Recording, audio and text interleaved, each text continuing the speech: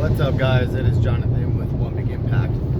So I'd like to talk today about something that is really prevalent in exactly what I'm doing right now, and this is going to be specifically for powerlifting or strength, but you can also definitely adapt it to other forms of exercise, such as powerlifting or such as bodybuilding. So there's a point in which when you're lifting that people are wondering, when do I take a deload? So the easiest way to answer this is listen to your body. If you're new or you're not really following a very structured program where your weights are constantly continuing to come up all the time, each and every single lift, then I would say you could probably get away with 12 weeks, 16 weeks, or maybe even longer. But if you're following a structured program in which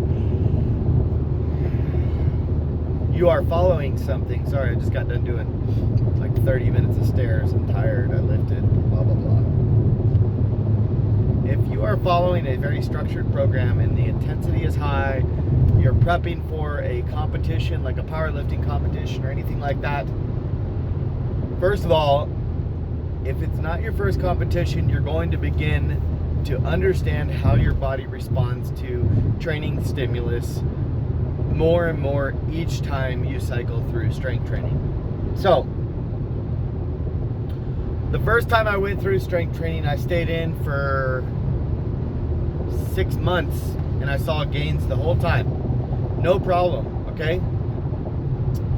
And then I finally hit a point to where I missed a couple 400-pound squats and my squat max had been over that. And I realized at that point that something was wrong. So I did a deload and I came back strong. Today, I had another epiphany. I did some mountain biking. I started doing more stairs recently and stuff like that. I don't think that had too much of an effect. But last week I hit a lifetime PR of a 500-pound squat. 2 weeks ago I hit a PR of 625 on the deadlift. Last week I hit 315 or 335 on the bench. Now these are all PRs within the last week or two. I've been strength training for about 6 weeks, okay?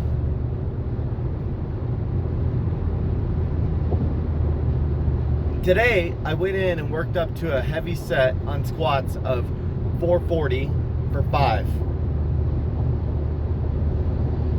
I almost failed on the second rep. I went back about 10 minutes later, tried to get the third rep, and remember, this is a set of 5, this is not singles. I got the third rep, barely squeaked it out. To be honest, the 5 wasn't there. It just wasn't there. And I don't know if it had to do with the mountain biking or whatever that I did yesterday, but I'll be completely honest with you. I didn't have it, and it wasn't there, and that's okay. And I got under that bar 2 more times, and I picked the weight up on my back, and I felt just something wasn't right. I got off the squats, my arm was bothering me, I was, from being kinked back, I was just like everything was messed up. I went to the bench, I got up to like 95 pounds on the bench, like a whopping 95. And my arm was bothering me, and I was like, you know what? This is a sign. It's not a sign of overtraining, it's a sign that I need to back off.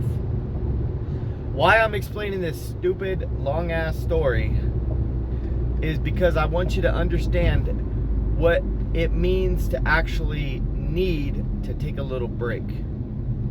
overtraining, these are things okay, so overtraining and deloads in the big scheme of things are bullshit. Like, people overuse those words, okay? But they are also things, okay? People say that they need to deload or they're overtrained or something like that. So here's the thing. I'll be completely honest with you. I'm going to show you some signs of overtraining, okay? I'm bipolar, so I train my face off. I have no problem with pushing real fucking hard, okay? But what you need to know is some obvious signs of overtraining are hormonal disimbalances. A few years ago, I was trying to deadlift twice a week. For about 2 months during this process, I became impotent, okay? I'm just being straight up with you. I couldn't get it up. It messed me up.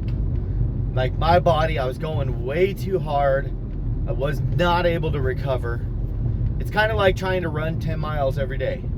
You can't. Like, you have to recover. You're going to put yourself in a bad situation. So yes, overtraining is a real fucking thing, all right?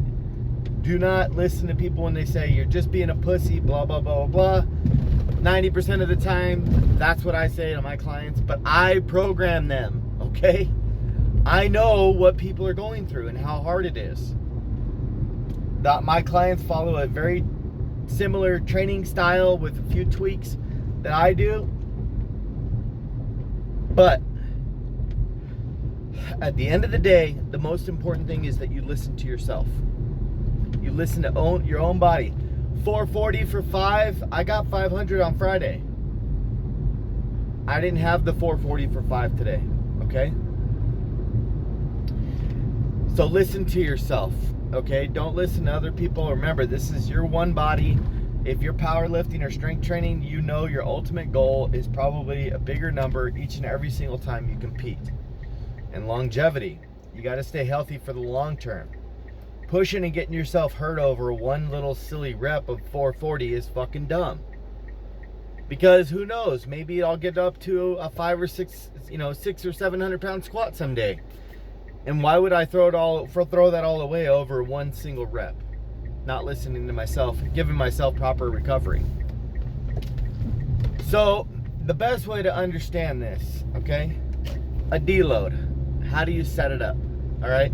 I know I blabbed a lot, but I want to explain the kind of things that you need to look out for.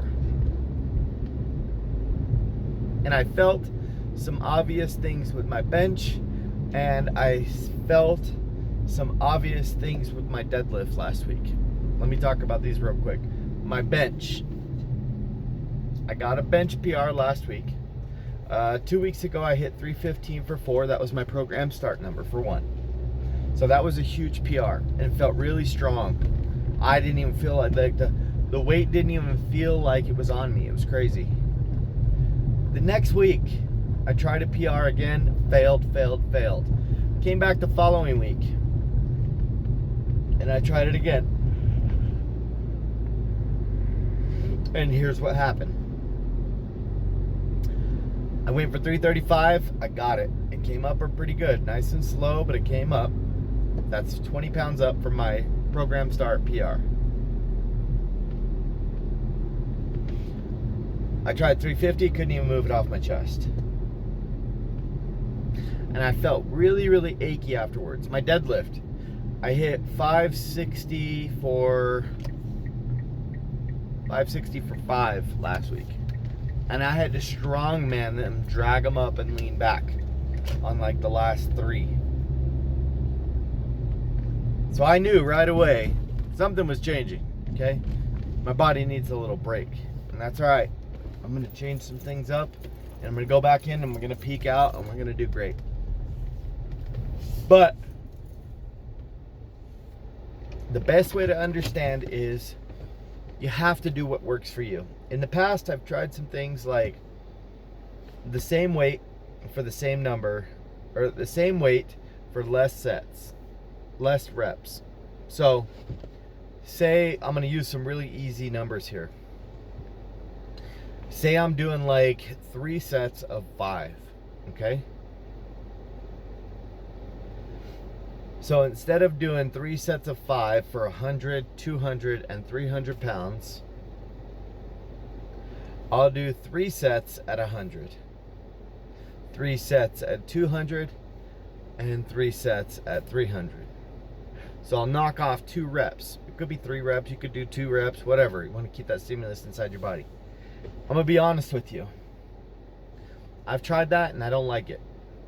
I don't like it because it still feels like not really a break, okay? You're not really getting a break. Maybe your body's getting a break, but I don't think your mind's getting that break, okay? What I'm doing this time is something a little bit better, and I like it a little bit more. It gives everything, your tendons, your muscles, your ligaments, a real, true, massive break. You take your PR, 500-pound squat, okay? 40% of that 500 pounds, I lift it for 5 reps. Using the same scheme of things, 5, 5, and 5, assuming you're doing 5 reps of each, right? Normally, 3 sets of 5, three fives. So you'll do 3 5s at 40%, 3 5s at 50%, so at 250, and 3 5s at 60%, whatever that comes out to, like 325 or something like that. And that's it. And then you'll go to bench. You'll do 3 sets at 40%, 3 sets at 50%, and 3 sets at 60%. And then you'll go to whatever else assistance stuff you are. When you get to your deadlifts, same thing, 40, 50, 60. 3 sets total. 5 reps, 5 reps, 5 reps. So you're doing the same number of same number of reps, but you're lowering the intensity. So you can give your body a true massive break. Here's the thing. People get too obsessed with a number, okay? So for instance, like when I did my last competition, I'll just take my deadlift for instance right now. When I did my last competition, I got a 600-pound deadlift, was my best one, and couldn't quite pull 617. Got stuck at the knee. My hand started slipping. I said, screw it, dropped it, right? Got away from the competition. I guess I took about 6-8 weeks off. I really took about 2 full weeks off of training. Not really, I mean, I was kind of doing stuff, but not really anything. It wasn't really programmed towards anything. And then I went back in on some stuff and was just playing with some numbers. I did some 8s, some 10s, some 12s. On the deadlift, I hit like 500 for 9. Just kind of getting like rep PRs rather than like single PRs. Just played around with some stuff, and then I got on a pretty serious training block for I think like 4 to 6 weeks, maybe 8 weeks. More like a bodybuilding type training style. Going up 8 to 12 reps and stuff. Some things I was keeping down low, but for the most part I was keeping them up pretty high. I'll be honest, I was about 80% with that. I was having some problems with like hitting the numbers. It wasn't quite enough time to hit the right numbers. Now that deadlift, remember at the competition was 600, right? So this is what I'm saying, don't get caught up with the numbers and get too screwed up, especially when you come back from a deload. If you're weaker or whatever it is, give yourself time. It's like you have to think out long distances, whether it's like, even if it's only 4 to 6 weeks. Don't think today, think 4 to 6 weeks, where am I gonna be? Or a year or whatever. I don't like to think too long. I'll be honest, if my competition's in 6.452 weeks, 6.5 weeks, okay, I'd take it by the day. But that's how long I'm thinking out, okay? So I start my strength training, I pulled a PR, I pulled some PRs to see what I was at. After the competition, my competition numbers were 303 for the bench, 452 for the squat, and 600 even for the deadlift, okay? Now, when I redid those numbers after trying to mess with the bodybuilding and playing around, just giving my body a break from strength, my numbers were 450 on the squat, And I don't even think I pulled that. I just kind of knew it was there. Deadlift, I did pull that, 585, which still wasn't too bad. I had done 610 in the gym before the competition, but I pulled 600 at the competition. The next one was, my bench was 315, so my bench was actually pretty strong. Now my numbers went from those numbers to 625 for the deadlift, 500 for the squat, and 335 for the bench. So you have to think of it when you go long term. Okay, yeah, maybe those aren't that great of numbers, okay? But think about it even further back, okay? A year ago, my squat max was 300. It's 500 now. My deadlift max was 480, okay? It's 625 now. My bench max was 275. It's 335. Bench needs a little bit of work, but it's coming up, okay? The thing is that you can't get hung up on silly little numbers, because yeah, my deadlift wasn't 600 when I restarted my programming, it was 585. But now it's up 40 pounds from that. So you got to think of it long term. Deload doesn't mean I'm just tired, okay? If you're just tired, get your fucking ass in the gym the next day and do it, okay? Take a day off, whatever the fuck you got to do. 90% of the times, those are the days that you hit good numbers. And in all honesty, I may need a little bit more rest between that 500 deadlift or that 500 squat. I feel like because I hit the 625, my body's just fatigued. It needs a break, okay? And I'm okay with that because I'm going to be 40 years old next month. So I'm going to be doing a competition in Masters 1. I just got into deadlifting for myself about a year ago. Or I mean, powerlifting for myself about a year ago. Right? You learn a lot about yourself in like 3 or 4 training cycles. Some of you guys might be watching this and you've been through 15 of them. Well, I'm also a powerlifting coach. So I always just lifted specifically just to lift heavy stuff. Never really worried about it. But now I'm going in and I know that your body does need care. Okay? You have to listen to your body. When you are fatigued, give yourself a break, man. It's okay. When you miss numbers, who gives a fuck? It's not even about like missing the numbers. It's not that you're missing numbers, like you know you could do it, okay? But you also know that if you push too hard and you do stupid shit inside the gym, you're gonna set yourself even back further. So, push yourself, but don't be stupid. I hope that helps you. This is summed it up. To sum it up, knock your numbers down to your total possible record, personal record, 40, 50, and 60%, and do your sets at that. It helps a lot. I hope this information helped you guys. I'm just trying to share some stuff with you. I know that's a lot of blabbing. I'll try to put it in the description below, so hopefully somebody will see it before they watch the whole 20-minute video. Have a beautiful day. Check me out on Instagram at One Big Impact.